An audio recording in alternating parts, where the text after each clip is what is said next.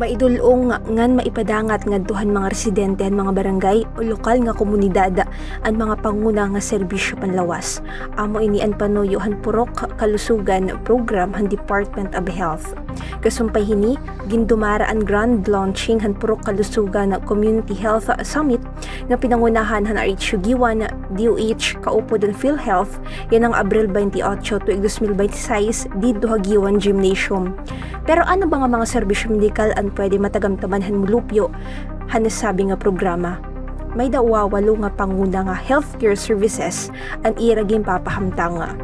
Amo ini an immunization, maternal health, wash o kun water and sanitation, HIV, AIDS and TB screening, hypertension and diabetes screening, cervical and breast cancer screening, nutrition ngan and road safety.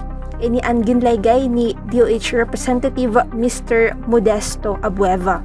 Pinaagi hindi nga programa, di rin na kinahanglan magbiyahe ni Rayo ang mulupyo para makapahimulo sini nga mga serbisyo tungod nga mismo ang RHU, kaupod ang BHWs, ang mapakadtuhan mga komunidad, agud hirain mapagserbihan hina libre, ilabi na ngadtuhan mga nag-uukoy ha-island barangays.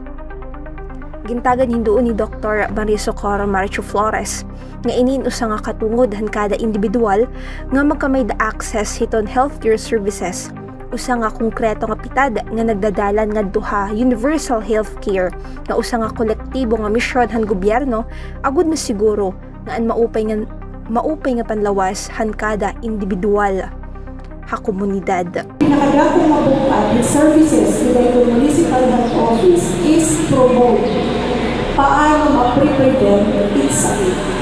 So ano niya na, maaabigit tayo nila, puro, ito na kinikita natin kawawan nyo, it's more of prevention. Lagi rin kita umabot, ito nga panahon na magkakagugrabe ang atong mga sakit. So atong kinuutol, ang cycle, na diri, once nasakit ka, diri niya mag-progress, mas grabe na sakit. Ngayon kung mahimo nga ni, malikayan ito na mga sakit. Presente gihapon na nasabing aktibidad Mr. Sherwin Aquino, Information Officer ng PhilHealth nga ginlaygay ang PhilHealth Yakap sugod man ang PhilHealth Gamot Program. Tinambong gihapon si Municipal Administrator Attorney Jovan Abugaa, ADC President Shermaine Villar, SB Member Councilor Antonia Cablao han Committee on Health ngan SK Federation President Franz Dale Sumoray. Samtang ginaagat naman han lokal nga buhatan han panlawas han bungto nga hatak na ngan ira na barangay an kadtuon ig-avail nira ini nga programa agud libre nga makakuha. Nasabi nga mga serbisyo nga dakuan maibubulig ha ira agud mahibsog ang kada miyembro han ira tagsa-tagsa nga mga pamilya.